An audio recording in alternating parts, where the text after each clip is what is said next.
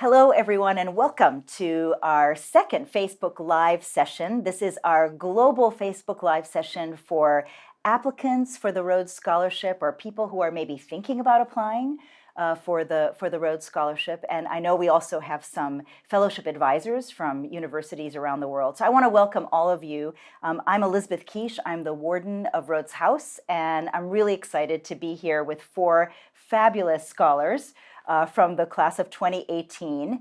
And one of the really special things about the Rhodes Scholarship is that you not only get to come to Oxford, but you also get to be a part of this extraordinary global community. And so we have four wonderful scholars. I'll be asking them to introduce themselves in just a moment, who will be here to answer your questions. And so you get the real scoop from people who are experiencing it. So we have Kumeren Govender, who is from KwaZulu-Natal, and he is at Balliol College and is a 2018 scholar. We have Ruth Nyabuto from Kenya, who is at Linacre College.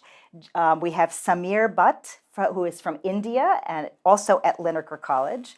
And finally, Balchin, who is from New Zealand and at Trinity College.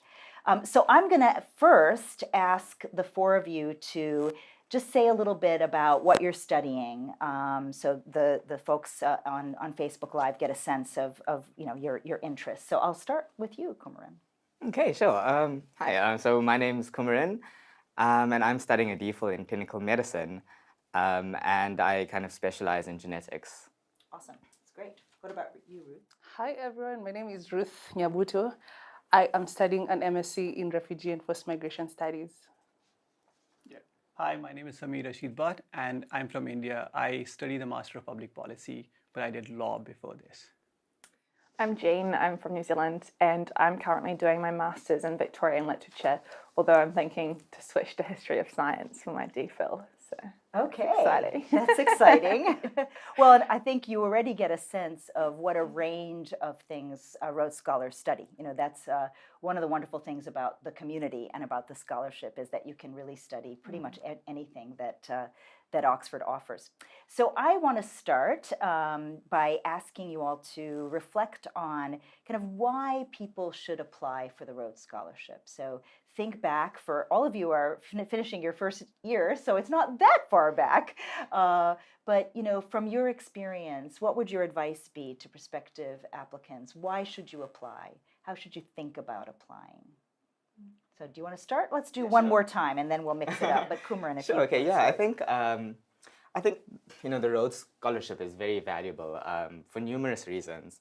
And I think first on my list, it's about having the opportunity to go to Oxford, which is a world-leading institution, and to kind of work with the best academics to kind of further your studies. And I think that's a really important part of the Rhodes Scholarship. But more than that, it's also about the kind of network that you form. And for me, that's been so important because I have friends now, throughout the globe.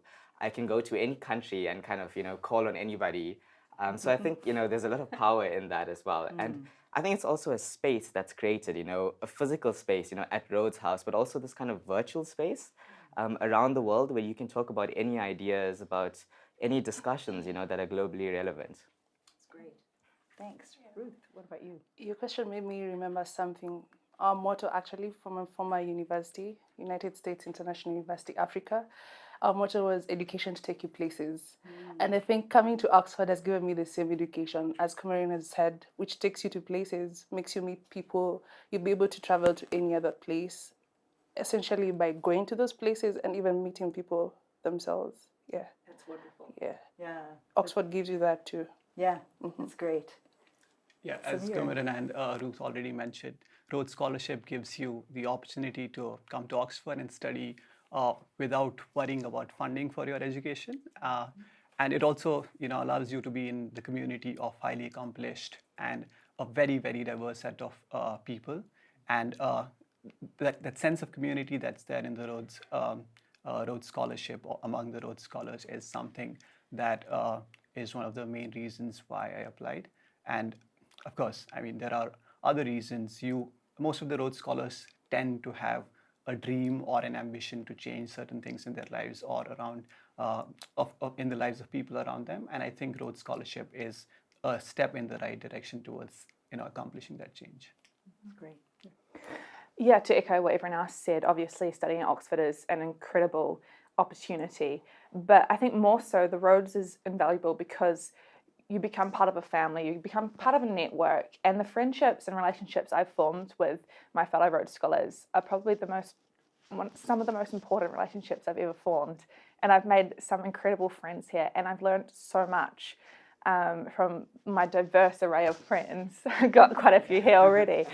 But also more so than that, the Rhodes is about, fighting the world's fight for standing up for those who perhaps don't have so much of a voice. And the thing I've learned since being here is that there is only so much you can do by yourself, but as part of a network, as part of a team, you can accomplish so much more. And I feel like that's what the Rhodes and Oxford experience is about. That's great. And there's so many amazing examples already from your cohort, and then also as I think about scholars and alumni of scholars helping other scholars and amplifying their impact in the world and encouraging them. And I think that's one of the messages to those of you who are listening and watching, is that this is not, sometimes people think, oh, Rhodes Scholars, they're kind of, a snooty bunch. And they're not, you can tell. They're very down to earth. They are really, this is a real community. We are really interested in who's watching. And so we have hellos already from Texas, Minnesota, and Chicago. We have hello from an interested applicant from Pittsburgh and from the University of Notre Dame. We have a few fellowship advisors from the U.S. that have joined us. And we have a question. We have our first question. So thank you to Kelly Medley for the first question. How did you discover that the program you are in at Oxford was what you wanted for your graduate studies? So whoever wants to take that, how did you sort of figure out what it was that you wanted to study in Oxford? Yeah. You want to go ahead? Yeah, sure. Yeah, so sure. I think a lot of us, when you receive the Rhodes Scholarship, you can study anything you want to. And I think there's a lot of uncertainty in that. And I think it's important that people embrace that, because no one really knows, what you want to do in the future. You have an idea, but you don't know if you're going to end up there. And I think it's important to kind of, have an idea, but aim towards that. And kind of always, work towards improving yourself. That's great. Anybody else want to weigh in on that? I was always interested in books. I grew up without a television, so my only social life was fighting with my siblings and reading books, essentially.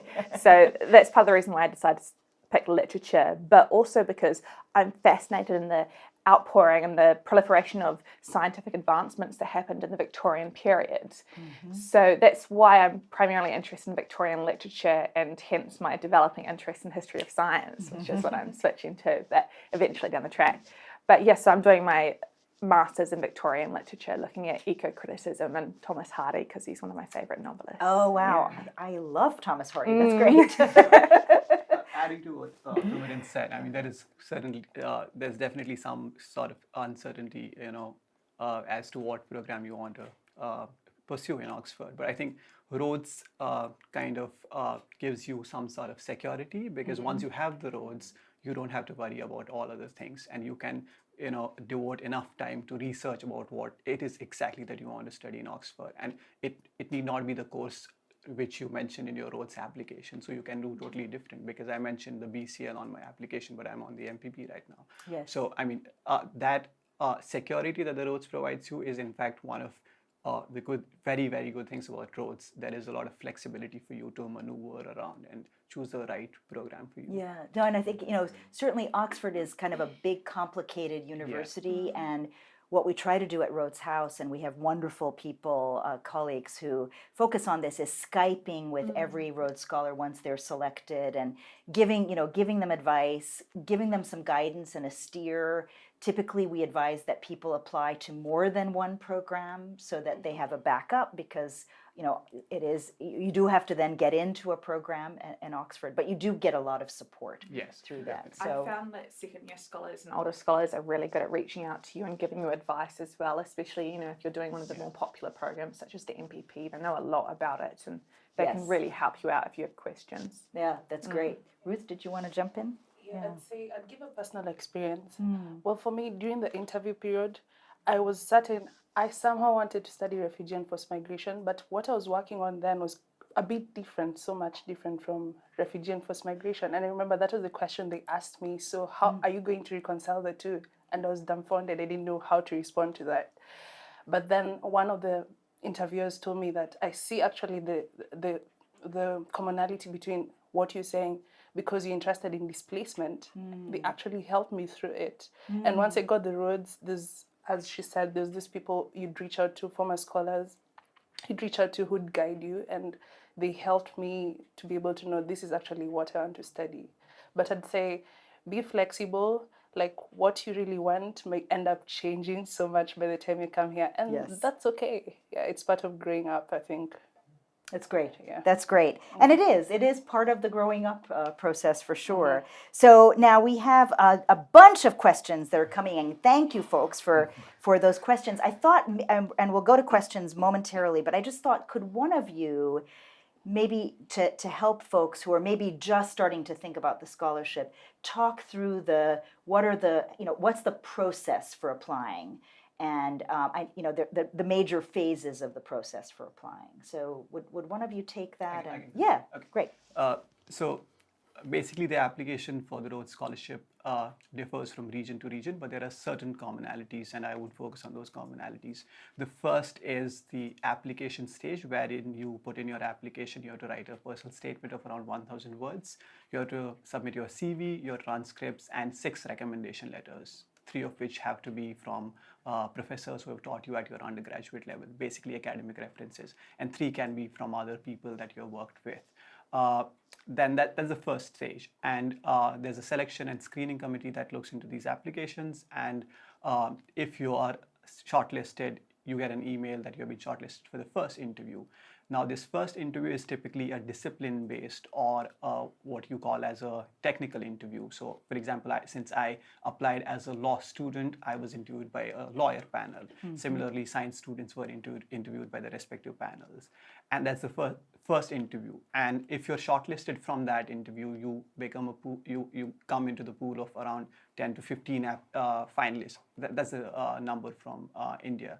So that's the common finalist pool, and they face a common panel of around 10, 11 people. So it's one applicant in front of a huge panel of around 10 people, highly accomplished people in diverse fields, and that is the final interview, and that's when the selection happens. Right, great.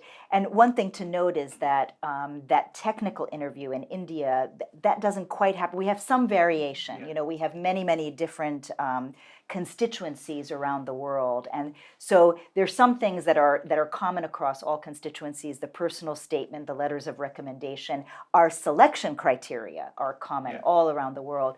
There's some little differences, in terms of technical interviews in India. A number of other constituencies have that first phase interview on Skype, but then all have the final interview, and often a dinner or reception, the night before is quite common. So those are, just so you get a sense. And I know we had a question from Simran Bakshi, who is from National Law University in Ranchi, India. So, and he wants to know whether academic scores are the preferential criteria or a balanced CV. And so, I think I don't know. Samir, did you want to grab that question? Yes, that. Sure. So I think. See, you're coming to Oxford on the Rhodes Scholarship, and it's important that you have a very, very good academic record, because unless and until you have that, you will not get admission into the program that you want to pursue at Oxford. So I would suggest that you have a strong academic record, but at the same time have a very diverse or balanced CV back that up, because for Rhodes, I mean, for Oxford, maybe a good academic record will be enough, but for Rhodes, it's not enough. For Rhodes, you will need, there are a number of criteria that you will need to fulfill. So academic excellence is one of them, but that's not the only one. So a well-balanced CV is definitely required along with a good academic record.